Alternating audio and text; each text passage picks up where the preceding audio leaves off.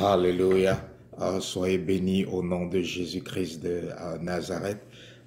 Nous sommes en notre deuxième jour euh, de notre programme spécial de délivrance et de guérison et qui a pour terme la guerre des autels. J'espère que pour ceux qui ont commencé le programme hier, vous commencez déjà à voir la manifestation de Dieu dans votre vie au travers des différents mystères ou des différents choses qui ont été expliquées hier pendant tout le programme.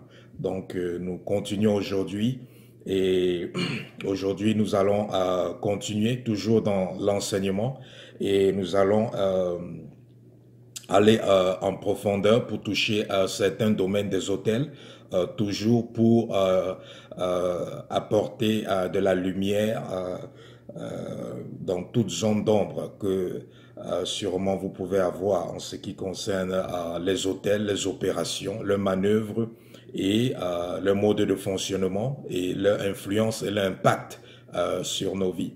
Nous allons prier. Seigneur, je te bénis au nom de Jésus-Christ, je te remets ce moment entre tes mains, prends contrôle et que le Saint-Esprit soit maître en toutes choses, que la chair se taise, que les sentiments se taisent, que les émotions se taisent et que seul le Saint-Esprit soit maître en ce moment au nom de Jésus-Christ. Je te remets toute personne qui est en train de suivre en ce moment, dispose leur cœur, ouvre les oreilles de leur cœur, ouvre leur entendement et détruit tout voile ou toute écaille qui veut les empêcher de découvrir ou de comprendre ou d'avoir la connaissance de ce qui est à l'origine des combats qu'ils ont dans leur vie au quotidien. Au nom de Jésus-Christ de Nazareth. Seigneur, merci, à toi la gloire, à toi l'honneur, à toi la magnificence, d'éternité en éternité. Merci pour ta présence en ce moment. Bien-aimé, le Seigneur est là, le Seigneur est présent, le Seigneur est présent. Qui branderias canterima brantes kata brantes rico santeria brakenterebo shakarabo sentoria cabrande riba santeria cabrante sikatara maria sontorobo shenteria cabranterebo santarabo santaria. Bien-aimé, tu dois comprendre, tu dois connaître une chose, c'est que quand tu lis la Bible et tu regardes ceux qui ont marché avec Dieu, une chose que tu vas constater, que ceux qui ont marché avec Dieu avec une particularité. Et la particularité de ceux qui ont marché avec Dieu, c'est que c'était des bâtisseurs d'autels. C'était des bâtisseurs d'autels. Commençons par Noé. Noé est un bâtisseur d'autels. Nous voyons dans la Bible que Noé a bâti des autels pour avoir accès à Dieu, pour faire certaines choses, pour combattre certaines choses dans sa vie. Nous voyons Abraham, c'était aussi un bâtisseur d'autels. Abraham a bâti plusieurs autels, il a érigé plusieurs autels. Nous voyons Jacob, même chose, qui a aussi bâti plusieurs autels. Et avant d'arriver à Jacob, on passe d'abord par Isaac, le père de Jacob. Nous voyons aussi que le père de Jacob, Isaac, qui était le fils d'Abraham, lui aussi, c'est quelqu'un qui a bâti des autels.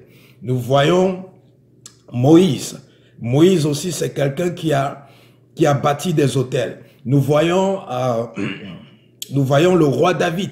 Le roi David, il a bâti des autels. Nous voyons même le roi Saül. Celui qui était roi avant David, le premier roi du peuple d'Israël, le roi Saül, même le roi Saül a bâti des autels. Donc, bien-aimé, quand tu regardes cela, cela doit te faire comprendre que il est important, il est même indispensable pour tout enfant de Dieu d'être conscient de l'importance des autels en ce qui concerne la vie que nous menons ici sur terre et en ce qui concerne notre relation avec le monde invisible ou le monde spirituel. Comme je l'ai toujours dit, la vie que nous menons ici sur terre, dans ce monde physique, dans ce monde tangible, ce monde qu'on peut toucher, qu'on peut voir avec les yeux physiques ou les yeux naturels, tout ce que nous vivons ici n'est que la réflexion de ce qui a déjà été programmé ou arrêté dans le monde spirituel. Ce n'est que la réflexion ou la reproduction de tout ce qui a déjà été tissé, tout ce qui a déjà été décidé, tout ce qui a déjà été scellé dans le monde spirituel. Donc, ce monde physique, en quelque sorte, on peut dire que le monde physique est une copie. C'est une copie du monde spirituel. Donc, tout ce qui se passe ici physiquement, c'est d'abord passé spirituellement avant de se matérialiser ici physiquement dans ce monde terrestre. Donc, c'est la raison pour laquelle il est important de savoir que ces grands hommes de Dieu que nous admirons, ces grands hommes de Dieu qui sont des références, qui sont des modèles, qui sont des sources d'inspiration pour nous lorsque nous lisons notre Bible. Un de leurs secrets, c'est que c'était des bâtisseurs d'autels. Ils bâtissaient des autels. Et c'était les autels qui bâtissaient, qui les permettaient non seulement d'avoir la victoire, mais de maintenir la victoire ou de maintenir certains standards de Dieu ou de maintenir certaines conditions dans lesquels Dieu voulait qu'ils soient pour le restant de leur vie. Une autre chose aussi que vous devez savoir, c'est que il n'y a rien qui se fait dans ce monde sans être sponsorisé par un hôtel. Il n'y a rien qui se fait dans ce monde sans être sponsorisé par un hôtel. C'est pour ça que vous allez voir, chaque pays, chaque ville a des hôtels. Vous allez vous dire, mais j'ai jamais vu un endroit dans ma ville ou dans ma nation ou dans mon pays où on est en train de faire des sacrifices. Non, moi je vous dis, chaque ville, chaque pays ou chaque lieu, chaque environnement a un hôtel. C'est seulement que vous n'êtes pas conscient de ça. Savez-vous qu'il y a plusieurs monuments que vous voyez dans des villes? Ça a l'air des grands monuments, des monuments où on se rassemble. Mais spirituellement, ces monuments où on se rassemble sont aussi des hôtels. Ce sont des hôtels. Comme vous pouvez voir en Amérique, la Statue de la Liberté, c'est un hôtel. Mais pas un hôtel de Dieu. C'est un hôtel qui a été bâti par les êtres humains, donc ce sont les satanistes qui utilisent ça. Vous pouvez voir en France la Tour Eiffel. C'est un hôtel. Dans plusieurs pays, dans plusieurs villes, vous allez constater, il y a souvent certains monuments. Et souvent, ces monuments servent de commémoration. Vous voyez qu'on veut souvent se rappeler de certains événements ou de certains faits historiques ou de certains événements historiques. Vous allez voir, on peut toujours faire ça autour de ces monuments-là.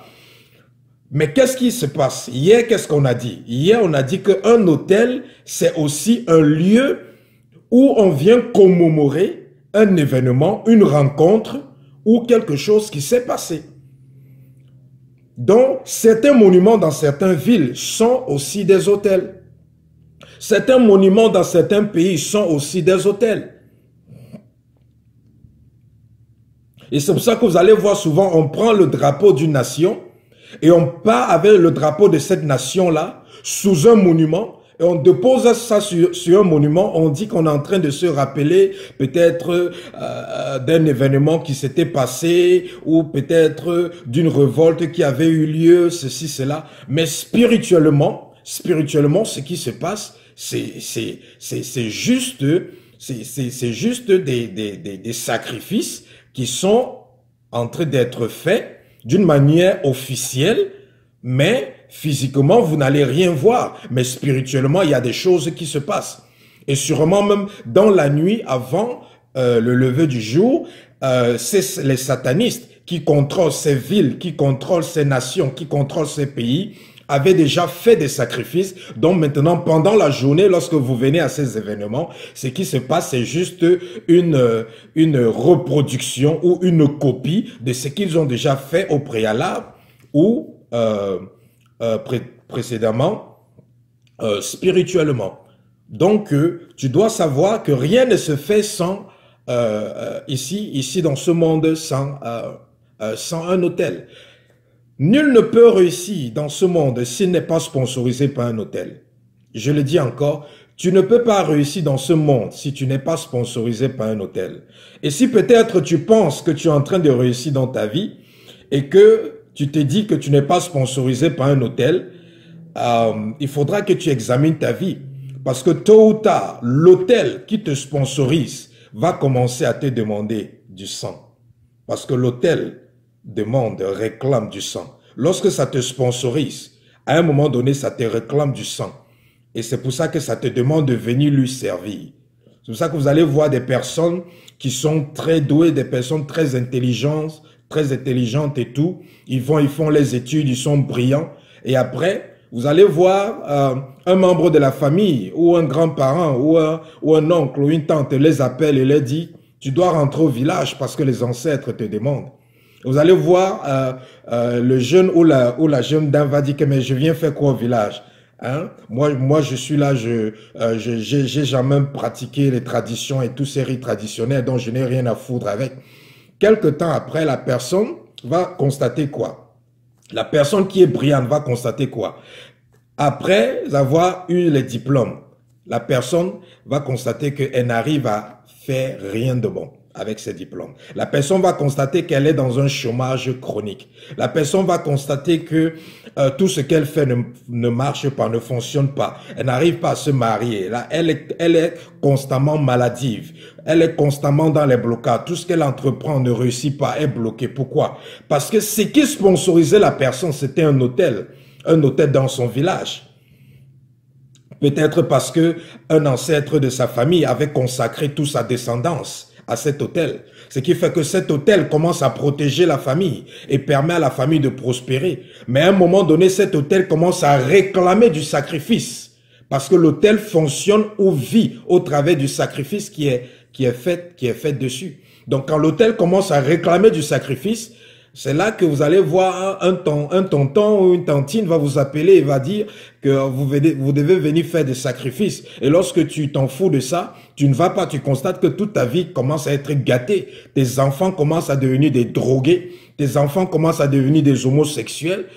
Toi-même, tu commences à avoir des désirs impurs, tu ne sais pas d'où ça vient, tu deviens alcoolique d'un jour au lendemain, tu deviens maladif, tu perds ton travail, toutes tes entreprises tombent à l'eau, tous tes investissements dans la bourse et tout, tu les perds d'un jour au lendemain. Qu'est-ce qui se passe? C'est cet hôtel-là qui a passé son temps à sponsoriser ta vie, qui commence maintenant à demander quelque chose en retour. Donc, si tu me dis que ta vie va bien, tu réussis, tu es OK et que tu n'as pas d'hôtel qui te sponsorise, moi, je te dis que tu es juste un ignorant. Tu es juste ignorant. Et avec le temps, je suis sûr que Dieu te fera comprendre qu'il y a un hôtel qui est en train de te sponsoriser d'une manière ou d'une autre. Parce que le jour que cet hôtel va commencer à réclamer la protection ou le sponsor qui t'a donné de réussir dans tes affaires, dans tes études, dans ton mariage et dans tes activités, si tu ne réponds pas à cela ou si tu ne cherches pas à bâtir un hôtel plus fort que cet hôtel va te détruire. Même si tu es un apôtre, même si tu es un prophète, cet hôtel va te détruire. Comme j'ai dit hier, l'hôtel n'a pas de respect pour ton titre, ça n'a pas de respect pour ton titre sacerdotal, ça n'a pas de respect pour ton onction. Si tu n'as pas un hôtel plus fort que lui, il te renverse, il te détruit, il fait de ta vie du néant. Donc, un autre truc que vous devez comprendre, aucune guerre ne se gagne sans hôtel. Aucune guerre ne se gagne sans hôtel, bien-aimé. Aucune guerre ne se gagne sans hôtel. Vous voyez toutes ces puissances, toutes les puissances qu'on voit dans le monde. Vous voyez les puissances armées. Une chose que vous allez constater que ils ont des pactes avec des puissances occultes. Vous allez constater que certains hauts gradés dans ces armées, vous allez constater que ce sont aussi des personnes qui sont dans des sectes occultes. Et ils ne vont jamais en guerre sans bâtir, sans ériger des hôtels. Si vous pensez que la puissance de l'armement ou la puissance de feu est suffisante pour est suffisante pour détruire tout ennemi. Je vais vous prendre un très bon exemple. Il y a eu une guerre qu'on a appelée la guerre du Vietnam. Et la guerre du Vietnam, c'était quoi? C'était l'armée américaine qui allait au Vietnam. Ils sont allés faire la guerre là-bas chez les Vietnamiens. La guerre du Vietnam a duré pendant un bon bout. Les Vietnamiens qui faisaient la guerre avec les soldats américains, les Vietnamiens n'avaient pas l'armement.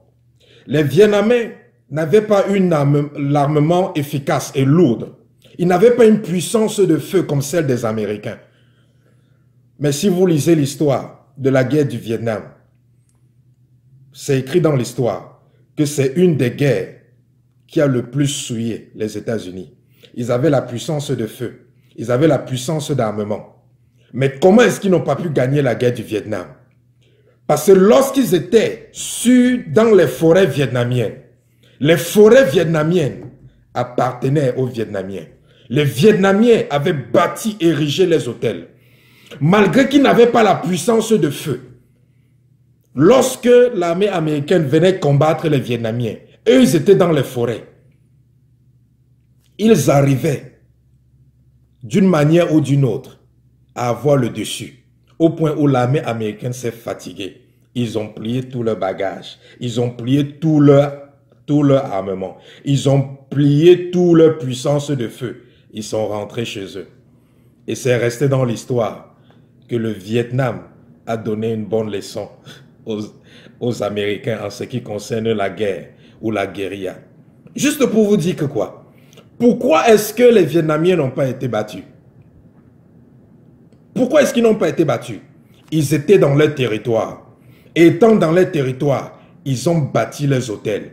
Ils connaissaient leur territoire. Ils connaissaient les lois de la nature. Ils connaissaient les puissances, les principautés qui dominaient, qui opéraient dans les forêts du Vietnam.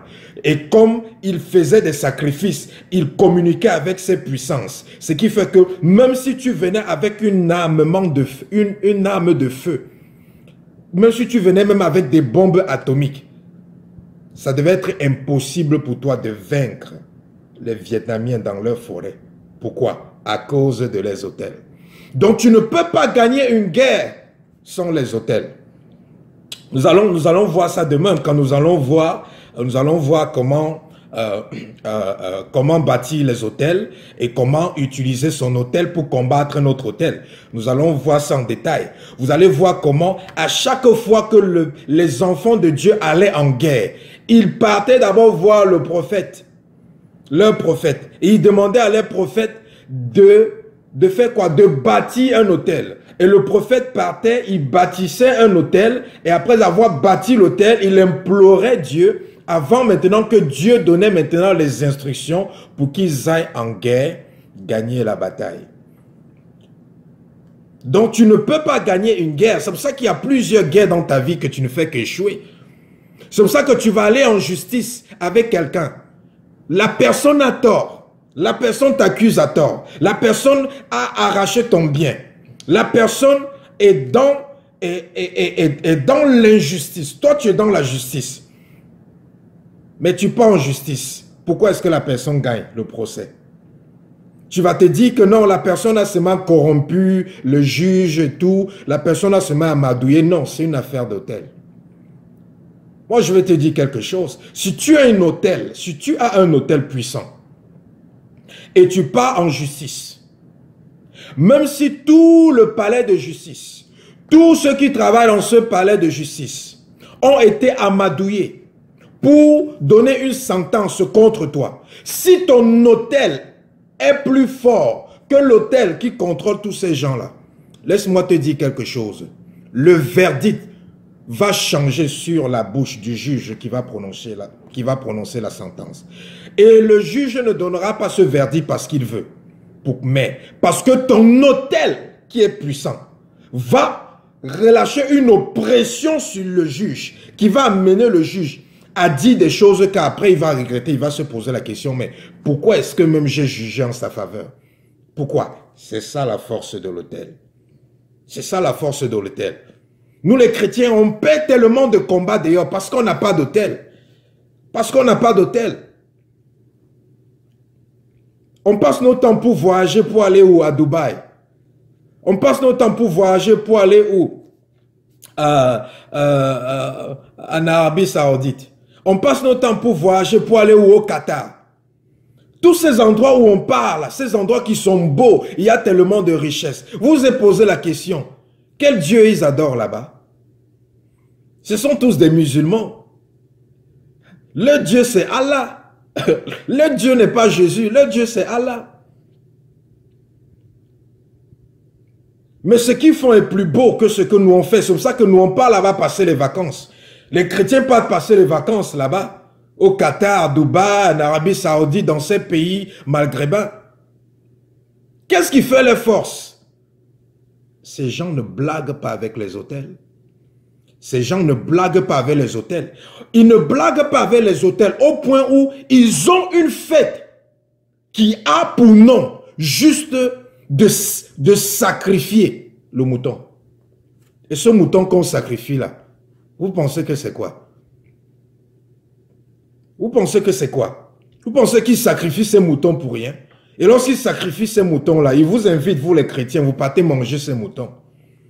Et vous posez la question, pourquoi est-ce que vous êtes pauvres? Eux, ils continuent à devenir riches.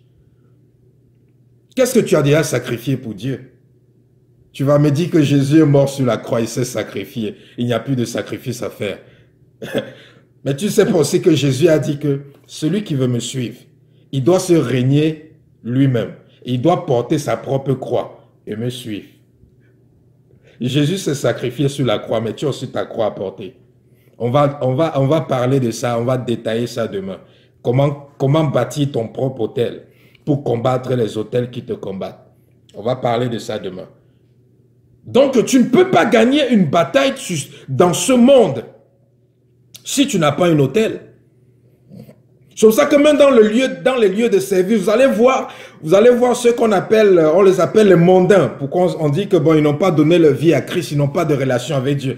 Pourquoi est-ce que ce sont les mondains qui sont les premiers dans les lieux de service? Pourquoi ce sont eux qui ont les promotions, qui ont tout ça? Tout ce qu'on va dire, c'est qu'ils sont dans les sectes, ils sont des homosexuels, ils font des rituels. Oui, ils le font, mais c'est ça qui les fait avancer. Ils font des sacrifices. Mais toi, qu'est-ce que tu fais? Tu ne fais aucun sacrifice, tu n'as pas d'autel. Et c'est pour ça qu'ils ont le dessus sur toi.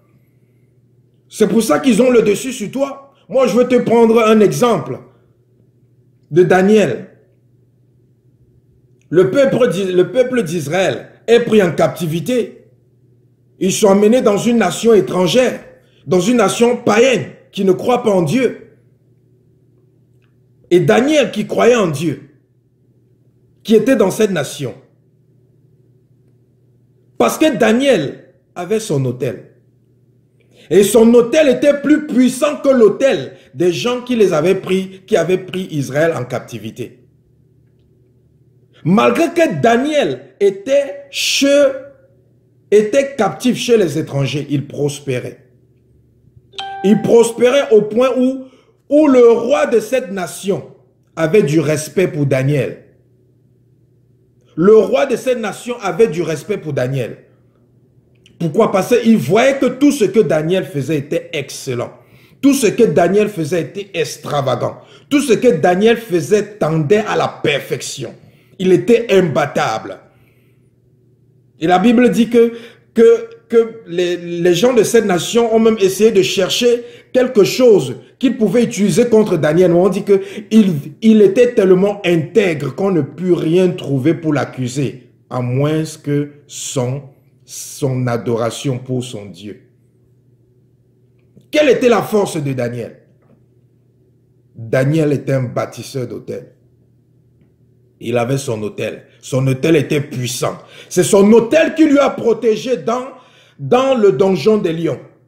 Parce que tous les jours, on parle que on a mis Daniel dans le donjon des lions. Et les lions ne l'ont pas dévoré. Qu'est-ce qu'il a protégé? Toi, tu es enfant de Dieu. Va entrer dans un donjon de lions. Et tu dis à Dieu de te protéger. Tu vas voir ce qui va se passer. Les lions vont se régaler avec tes os. Pendant que tu es en train de parler en langue, ribasi, katabranda, les lions là sont en train de manger bien ta chair et tes os. C'est les autels. C'est l'autel de Daniel. C'est l'autel de Daniel qui est venu fermer la bouche des lions lorsqu'il était dans le donjon des lions. Parce que nous voyons les exploits des serviteurs de Dieu dans la Bible. Mais on ne comprend pas que leurs exploits étaient juste la résultante des autels qu'ils avaient dans leur vie.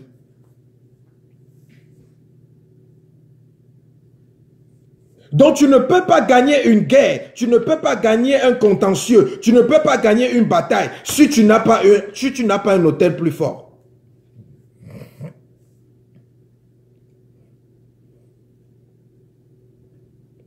Et même lorsqu'il y a des élections dans des pays, vous voyez, il y a des contentieux électoraux. La personne qui gagne, ce n'est pas la personne qui gagne toujours en matière de voix, mais c'est la personne qui a l'autel le plus fort. Tu peux avoir plus de voix, mais si tu n'as pas l'autel le plus puissant, tu ne vas jamais gagner les élections. Laissez-moi vous dire ça. C'est pour ça qu'un serviteur de Dieu qui écoute vraiment la voix de Dieu, avant que des élections se passent, il sait déjà qui va gagner. Il n'a pas besoin de regarder les sondages. Il sait qui va gagner. Pourquoi? Parce que Dieu lui a déjà montré qui des candidats a un autel, a l'autel le plus fort. Et c'est le candidat qui a l'autel le plus fort qui gagne les élections. Donc pourquoi tant d'échecs dans ta vie? Pose-toi la question. Ton autel était-il plus fort que l'autel de ceux qui te combattaient ou de ceux qui t'ont gagné?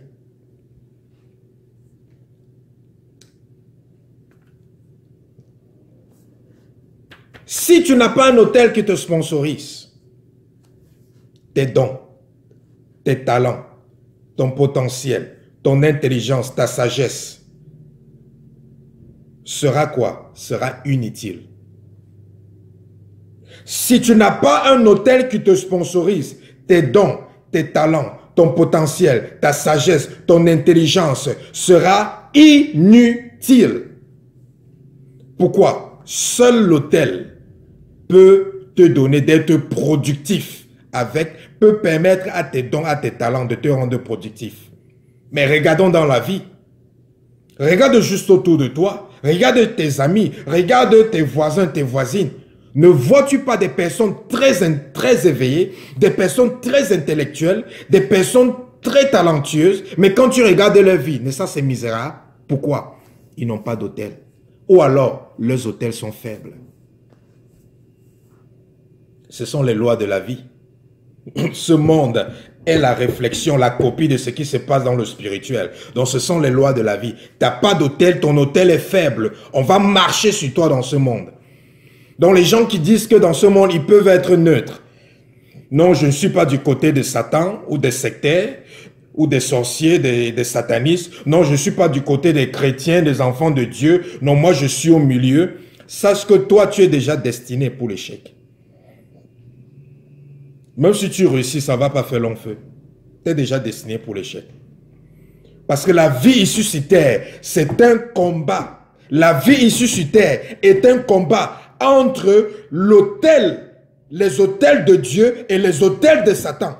Toutes les activités, toutes les transactions, toutes les manœuvres, toutes les opérations, tous les échanges, tout ce qui se passe dans ce monde, toutes les actions qui sont posées, toutes les décisions qui sont prises dans ce monde sont la résultante du combat entre les autels de Dieu et les autels de Satan.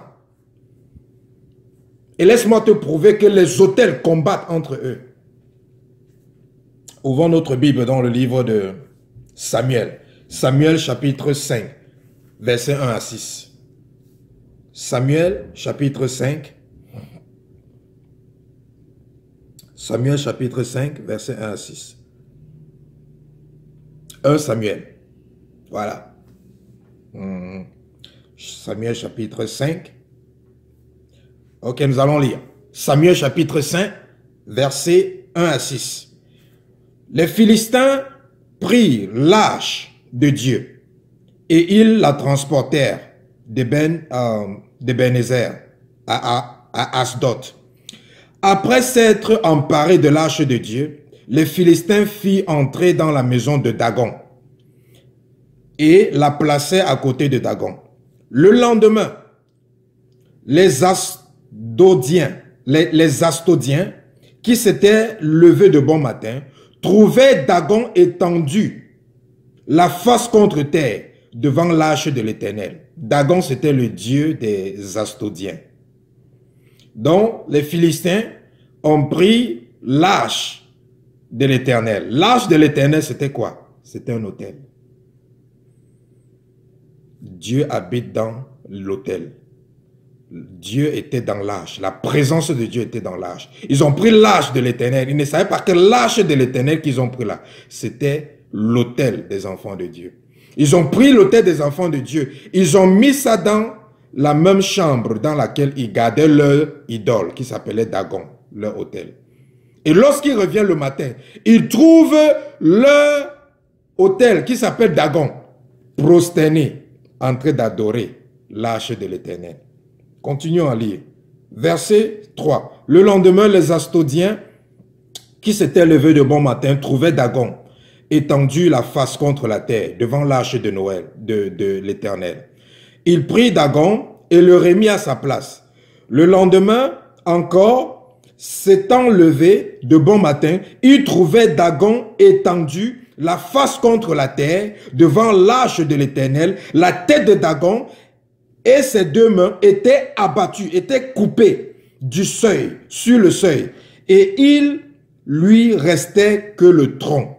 C'est pourquoi jusqu'à ce jour, les prêtres de Dagon et tous ceux qui entraient dans la maison de Dagon à Asdod ne marchaient point sur le seuil. Vous voyez ce qui s'est passé.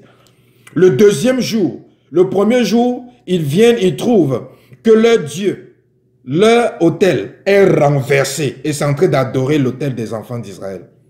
Ils soulèvent leur autel, ils partent. Le lendemain, ils reviennent, ils trouvent que la tête de leur autel est coupée. Les mains de leur autel est coupée, puisque leur autel c'était une statuette, Dagon. Ils trouvent que la tête de Dagon est coupée, les mains de Dagon sont coupées. Vous savez ce qu'ils ont fait? Si vous lisez le reste du chapitre, ils ont pris l'arc de l'Éternel, qui était l'autel des enfants de Dieu. Ils ont renvoyé ça très vite chez les enfants d'Israël. Pourquoi? Parce que c'était déjà en train de détruire leur nation, de secouer leur nation par-ci, par-là. Donc, l'autel de Dieu combat avec l'autel de Satan. La vie que nous menons sur ces autels qui sont en train de combattre.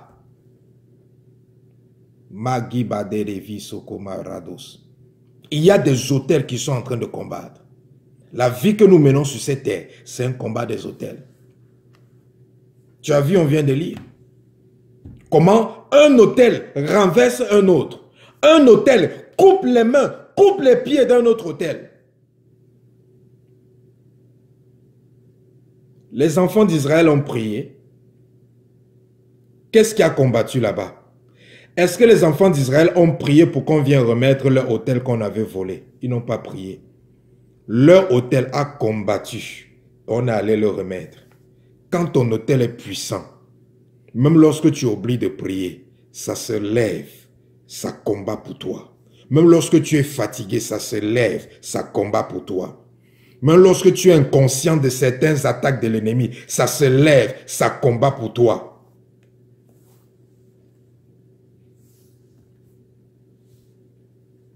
C'est celui qui a l'autel le plus fort qui gagne le combat.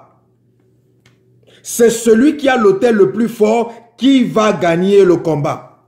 Et celui qui a l'autel le plus faible sera toujours à la merci de celui qui a l'autel le plus fort.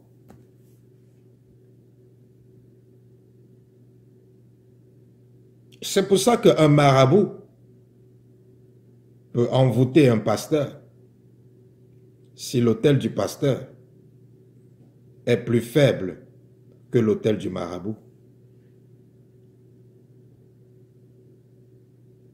C'est pour ça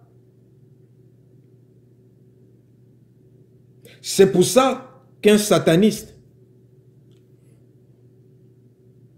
peut avoir une promotion à la place d'un qui était supposé. C'est pour ça qu'un enfant de Dieu et un sataniste peut faire une compétition pour un poste, peut postuler pour une position. Et le sataniste gagne la position. Pourquoi? Pas parce qu'il est plus compétent, pas parce qu'il a corrompu le recruteur, mais tout simplement pourquoi?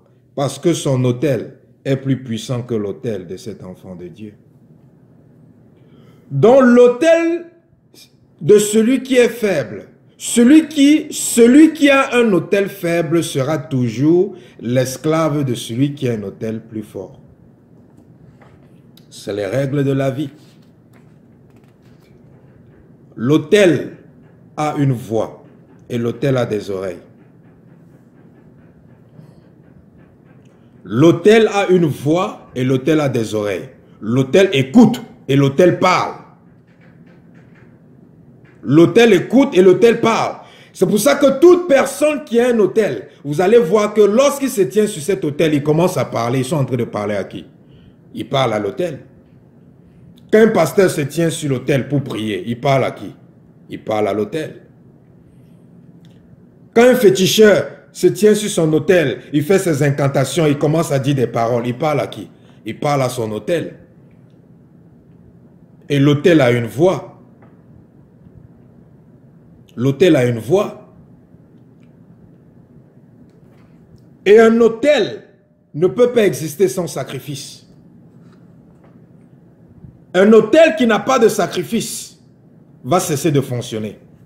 Ça veut dire que quoi? Le jour où tu cesses de faire des sacrifices sur ton autel cesse de fonctionner.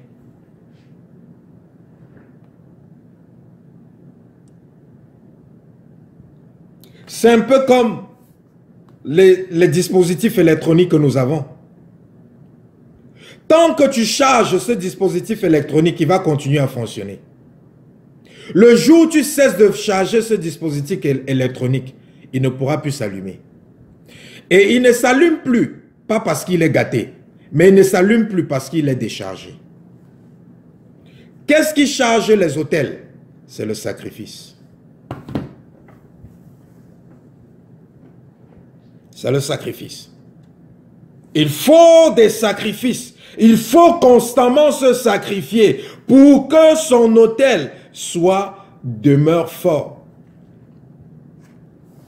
Et demain, nous allons voir les types de sacrifices que les gens utilisent. Vous allez voir pourquoi les satanistes utilisent différents types de sacrifices. Ils utilisent les organes humains. Ils utilisent certaines choses. Quand ils commencent, ils utilisent les chèvres, les moutons, les bœufs. À un moment donné, on leur dit que non. Si tu veux aller à une autre dimension, si tu veux avoir si tu veux atteindre un autre seuil de la puissance ou un autre niveau, une autre dimension de puissance. Maintenant, tu dois apporter les organes humains. Maintenant, tu dois apporter la langue de quelqu'un ou apporter les organes sexuels de quelqu'un ou apporter les cheveux de quelqu'un. Les sacrifices changent. Les sacrifices changent. Le plus le sacrifice est grand ou a de la valeur ou est difficile à obtenir, le plus de puissance tu obtiens. Ou le plus puissant, le plus de puissance ton autel obtient lorsque tu fais ces sacrifices. Nous avons vu hier, quand le roi de Moab a sacrifié son premier-né, son fils premier-né qui devait s'asseoir à sa place. C'était un sacrifice qui avait tellement de valeur pour lui. Au point où quand il a fait ce sacrifice était capable pour bloquer, pour interrompre la prophétie que Dieu avait donné à la veille aux enfants de Dieu qui allaient combattre Moab. Donc la puissance de ton sacrifice va déterminer la puissance de ton autel. Et un autel ne peut pas fonctionner sans sacrifice. Et le sacrifice le plus puissant sur les autels, c'est le sang. Le sang. Mais on va parler de ça demain. Comment savoir que ma vie est influencée par des autels? Comment savoir que la situation que je vis au quotidien est causée par des autels? Ouvrons notre Bible premièrement dans Juge. Juge chapitre 6.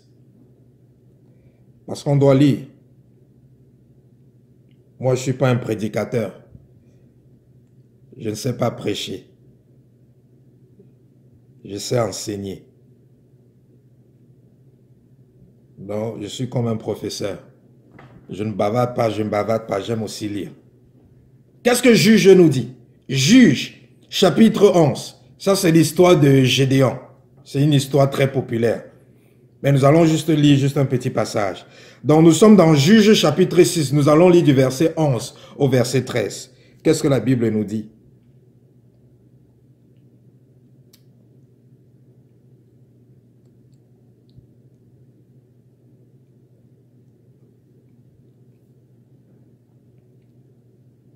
Puis l'ange de l'Éternel, vint l'ange de l'Éternel et s'assit sous le térébin d'Opra, qui appartenait à Joas de la famille d'Abiézer, Gédéon.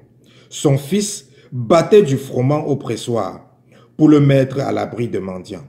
L'ange de l'Éternel lui apparut et lui dit, « L'Éternel est avec toi, vaillant héros. » Gédéon lui dit, « Ah, mon Seigneur, si l'Éternel est avec nous, pourquoi toutes ces choses nous sont-elles arrivées? Où sont ces prodiges que nos pères racontent quand ils disent, l'Éternel ne nous a-t-il pas fait monter hors d'Égypte? Maintenant l'Éternel nous abandonne et il nous livre entre les mains de mendiants. Voilà la première évidence lorsque ta vie est combattue par les autels. Lorsque tu te poses les questions, où sont les promesses de l'Éternel dans ma vie? J'ai donné ma vie à Christ. Pourquoi les promesses de Dieu ne s'accomplissent pas? Ça veut dire que c'est un autel qui est derrière. Je vis dans la sainteté. Je vis dans la sanctification. Je suis intègre. Je fais ce que la Bible demande de faire. Pourquoi mes prières ne sont pas exaucées? Il y a un autel derrière. Pourquoi ma percée ne fait que durer? Pourquoi ma percée perd du temps à se manifester? Il y a un autel derrière. T'es-tu déjà posé ce genre de questions? Dieu a dit, si je paye, je donne les offrandes, je paye la dîme, je manifeste, je fais l'hospitalité. Je suis supposé être béni financièrement en retour. Mais pourquoi est-ce que tous les jours je m'appauvris? Pourquoi mon compte bancaire est toujours négatif? Il y a un autel derrière. C'est clair, il y a un autel derrière. Qu'est-ce que Dieu a dit? Qu'est-ce que Dieu a dit à Noé? On a lu ça hier.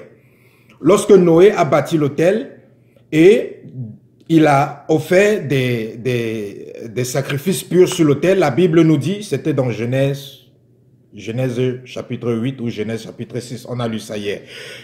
Lorsqu'il a bâti l'autel, qu'est-ce qui s'est passé? La Bible nous dit que Dieu a senti l'odeur. L'odeur était tellement chouette que Dieu a dit, je ne vais plus jamais détruire la race humaine. Et Dieu a dit que quoi? Que tant que je ne vais plus jamais détruire la race humaine. Et le temps de la semence et la récolte subsistera toujours. Le temps de la semence et la récolte subsistera toujours. Ça veut dire que quoi? Ça veut dire qu'à chaque fois que quelqu'un va toujours s'aimer, il va toujours récolter. C'est un décret que Dieu a donné dans Genèse. Il a donné ça après que une offrande lui a été offerte par Noé sur l'autel. Donc si tu sèmes dans ta vie, tu ne récoltes pas. Arrête de te fâcher, arrête de crier devant Dieu. Il y a un autel derrière ça. Il y a un autel qui t'empêche de récolter. Il est hors de question que tu es chrétien, tu payes les dîmes, tu payes les offrandes et tu es pauvre. Et vérifie ta vie. Va devant Dieu, dis Seigneur, ouvre-moi les yeux. Dieu va te montrer les autels qui sont assis sur tes comptes bancaires, qui sont assis sur tes entreprises, qui sont assis sur tes finances. Et tu vas comprendre que, ah, voilà pourquoi je suis pauvre. Voilà pourquoi je suis pauvre. Lorsque tu sèmes, tu es supposé récolter. Lorsque tu as sémé, tu dois récolter. Quand tu as bien sémé, il est hors de question que tu sèmes bien, tu récoltes mal. Il y a certains d'entre vous, vous faites le bien à tout le monde. Vous faites le bien à tout le monde. Mais tous ceux à qui vous faites le bien, ils vous rendent le mal. Qu'est-ce qui se passe? Il y a un hôtel derrière. Il est hors de question que toute ta vie, tu passes ton temps à faire le bien aux gens. Tout ce que les gens utilisent pour te remercier, c'est le mal. Personne ne te dit merci. Tout le monde utilise le mal pour te remercier avec. Pourquoi? Il y a un hôtel derrière. C'est cet hôtel qui se rassure que pendant que tu sèmes le bien, tu récoltes le mal. Alors que tu es supposé récolter le bien. Et cet hôtel récolte le bien que tu es supposé récolter. Ça récolte ça pour le propriétaire de l'hôtel. Je vous ai dit hier que chaque hôtel a un propriétaire. C'est celui qui bâtit l'hôtel. On va aussi parler des prêtres, ceux qui entretiennent les hôtels. Parce que ces gens-là aussi, tu ne dois pas les laisser continuer à vivre. On va causer de ça demain.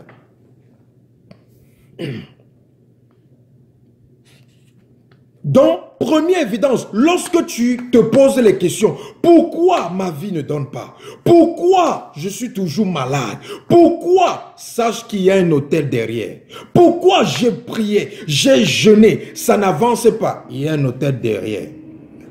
Pourquoi je me bats, je m'efforce, je déploie toutes les ressources, c'est toujours bloqué, c'est toujours bloqué. Il y a un hôtel derrière. C'est ce que Gédéon a dit à l'ange. L'ange est venu dire, mais Gédéon, vaillant héros, lève-toi. L'ange a dit que non. L'ange a dit à Gédéon, vaillant héros, lève-toi. Gédéon a dit à l'ange, non, non, attends. Attends, ne m'appelle pas comme ça. Nous sommes là, nous sommes dans la captivité de Mendian. Mendian nous oppresse au point où, qu'est-ce qui se passait? Lorsque le peuple d'Israël partait s'aimer, lorsque leur récolte était déjà prête, lorsque leur semence avait déjà grandi au point où la moisson était prête, le peuple de Mendian venait faire quoi? Il venait détruire toute leur culture. Voilà l'esclavage dans lequel ils étaient. Ils s'aimaient mais ils ne mangent pas. Ils s'aimaient et ils ne mangent pas. Il faut lire toute l'histoire de Gédéon. Ils s'aimaient mais lorsqu'ils veulent, ils s'apprêtent à manger. Le peuple de Mendian venait détruire. Et quand vous lisez cette histoire plus tard, qu'est-ce que Dieu demande? Qu'est-ce que Dieu demande à Gédéon de faire? Il n'a pas demandé à Gédéon d'aller prier. Il n'a pas demandé à Gédéon d'aller jeûner. Il a dit à Gédéon, va détruire l'autel qui est dans la maison de Baal, qui est dans la maison de ton père. Et va bâtir un autel pour moi. Et après, tu vas voir, les choses vont changer. Donc, quand tu constates que tu es dans ta vie, tu sèmes. Mais lorsque le moment pour moissonner, le moment pour manger arrive, tu n'arrives pas à manger, quelque chose se passe. Il y a un autel. Tu fais l'argent. Lorsque tu veux t'asseoir pour te réjouir de ton argent, les dépenses commencent à gauche à droite. Les urgences commencent à gauche à droite. Les choses se gâtent dans ta maison. Ta voiture tombe à panne. Ton enfant tombe malade. Un membre de ta famille meurt. Un problème se crée de nulle part. Tout ce que tu as emmagasiné, toutes tes épargnes, toutes tes économies, tu es obligé de vider ton compte pour aller résoudre ces problèmes. Tu n'as rien mangé de tout ce que tu as récolté. Il y a un hôtel derrière. Toi qui me regardes, tu es dans cette situation. Dieu te parle. Toi qui me regardes, tu es dans cette situation. Tu travailles, mais lorsque le moment pour récolter arrive, tu n'arrives pas à manger. C'est un hôtel. C'est un hôtel qui est derrière. C'est ce que cet hôtel faisait au peuple de Dieu, à Gédéon. Quand il s'apprête à aller moissonner, la Bible dit, les mendiants, les gens de mendiants viennent, ils détruisent toute leur culture. Ah oui.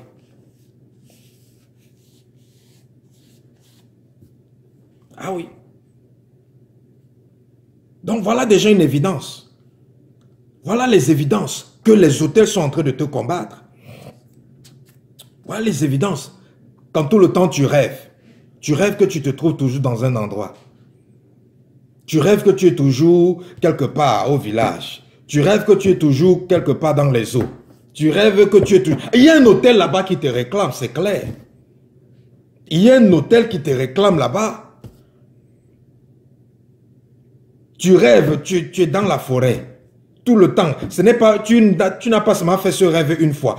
Ce rêve se répète. Tu rêves, tu es toujours dans un quartier particulier, dans un endroit particulier. Il y a un hôtel qui te réclame là-bas.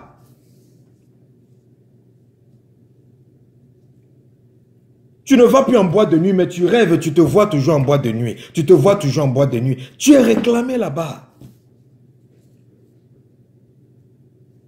Voilà les évidences.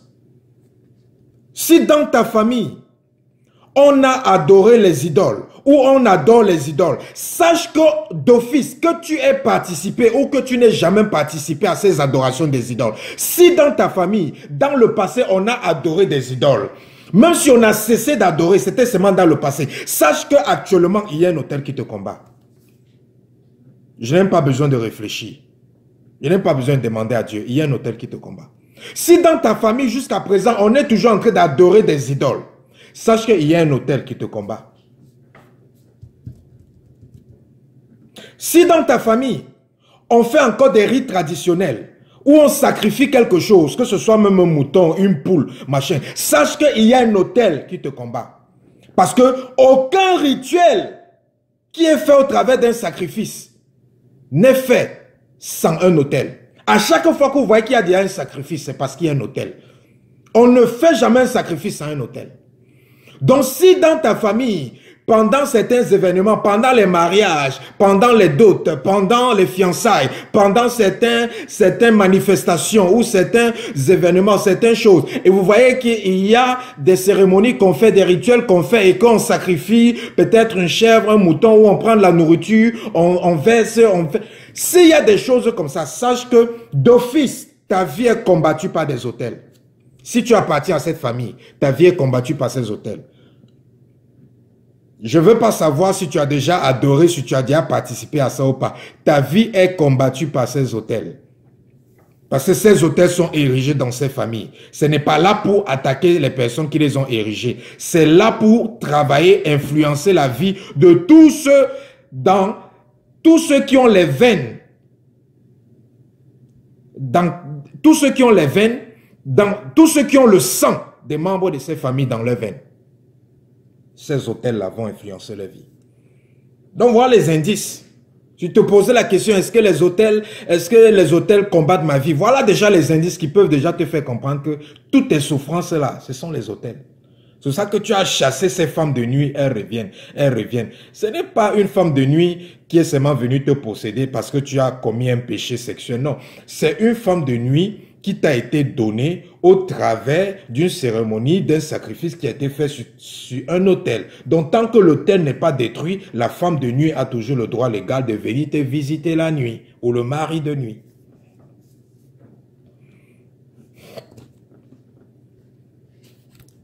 Lorsque tu es malade,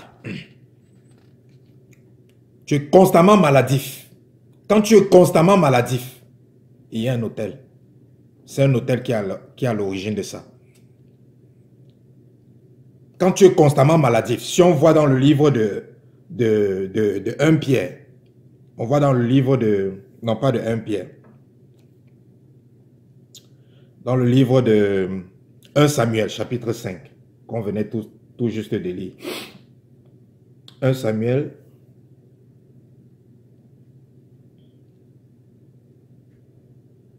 chapitre 5.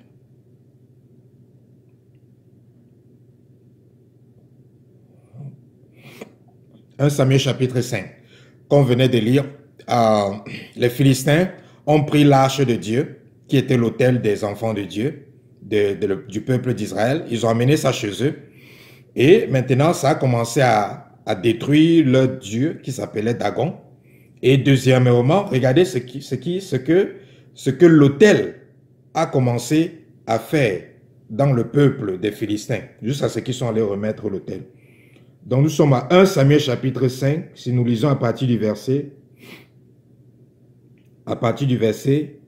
5. Qu'est-ce que la Bible dit? Non, à partir du verset 6. Qu'est-ce que la Bible dit? Le verset 6 dit, la main de l'Éternel s'apaisantit sur les Astodiens et il mit la désolation parmi eux.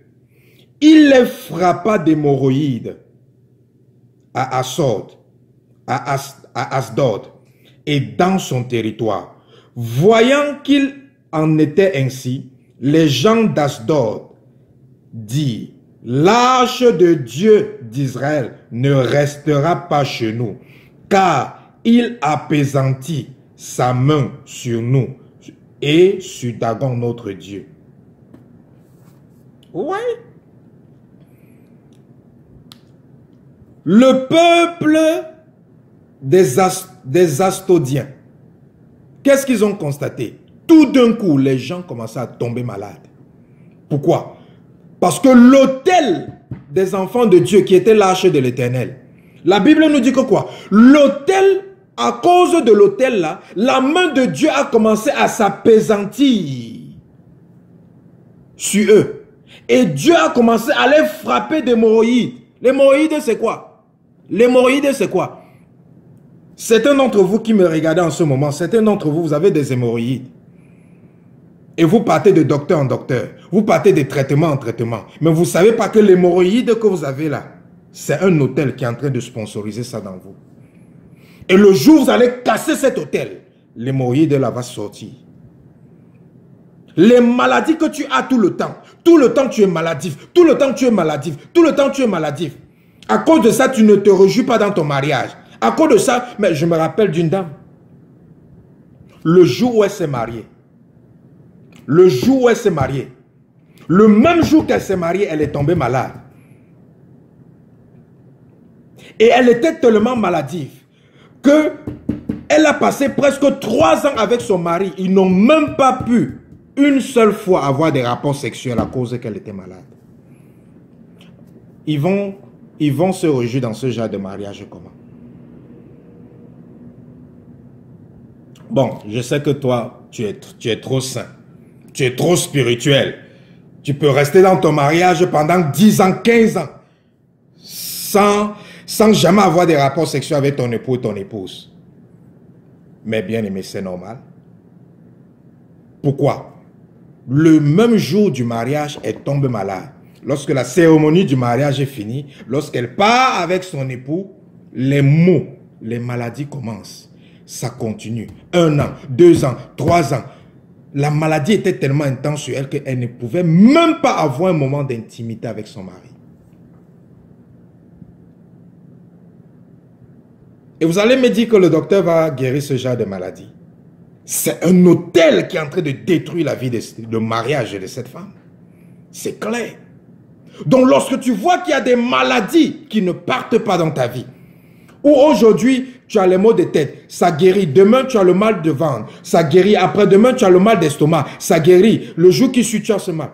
Sache qu'il y a des hôtels qui sont derrière cela. Sache qu'il y a des hôtels qui sont derrière cela. Lorsque tu es limité dans ta vie, tu travailles, tu es intègre,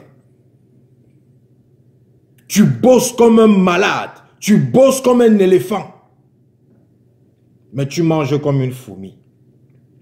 Il y a un hôtel. Parce que toute personne qui bosse est supposée aussi manger. Toute personne qui bosse comme un éléphant est supposée manger comme un éléphant. Quand tu sens que tu es limité dans ta vie, tu ne vois pas de progrès dans ta vie, c'est parce qu'il y a un hôtel. C'est parce qu'il y a un hôtel. Quand tu sens que ta vie est bloquée, c'est parce qu'il y a un hôtel.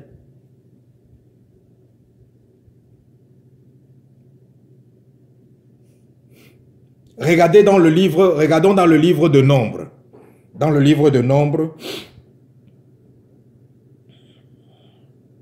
nous allons lire dans le livre de Nombres. Vous allez voir Quand tu es dans Nombre chapitre 22, quand tu es dans une malédiction, quand il y a des malédictions que tu brises tous les jours, ça continue. C'est parce que c'est attaché à un autel. Tu es dans une malédiction que tu brises tous les jours. C'est parce que tu es attaché à un autel. C'est parce que tu es attaché à un autel.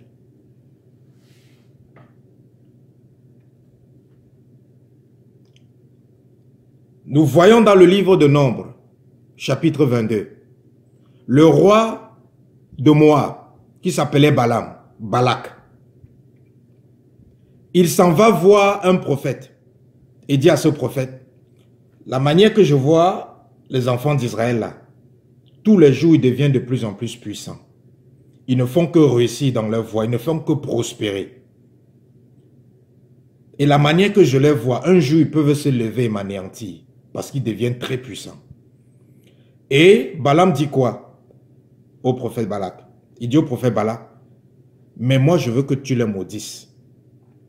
Et le prophète Balak dit que, ok, si tu veux que je les maudisse, apporte 7 bœufs, 7 taureaux, et je vais bâtir cet autel pour relâcher la malédiction sur eux. Pourquoi le prophète Balaam n'est pas seulement allé relâcher la malédiction? Pourquoi il a voulu bâtir un autel, sacrifier des taureaux sur cet autel avant de relâcher la malédiction? Pourquoi? Parce que lorsqu'une malédiction est relâchée à partir d'un autel, tant qu'un autre autel n'est pas bâti, la malédiction là ne sera jamais brisée. Et tant qu'un autel plus fort n'est pas utilisé pour briser cette malédiction,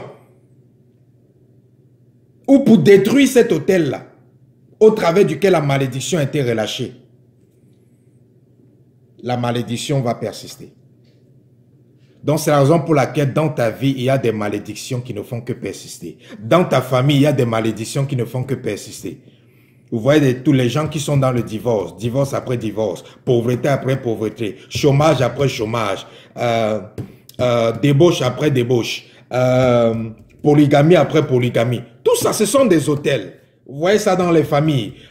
Les gens sont alcooliques, alcooliques, alcooliques. Les gens sont pervers, pervers, pervers. Les gens sont violents, violents, violents. Les gens sont colériques, colériques, colériques. Les gens sont impulsifs, impulsifs, impulsifs. Les gens sont, les gens ne vont jamais loin dans les études, de génération en génération. Ce sont des malédictions qui ont été prononcées sur des autels. Et tu ne peux pas briser ça avec en restant dans ta chambre en disant seulement je brise au nom de Jésus, je brise au nom de Jésus. Non! Il faut détruire l'autel au travers duquel la malédiction a été relâchée sur ta vie. Et lorsque tu brises cet autel, tu brises la malédiction.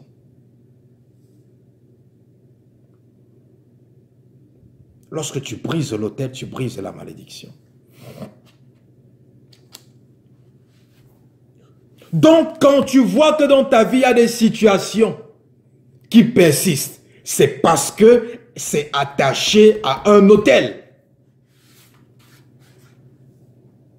C'est parce que c'est attaché à un autel.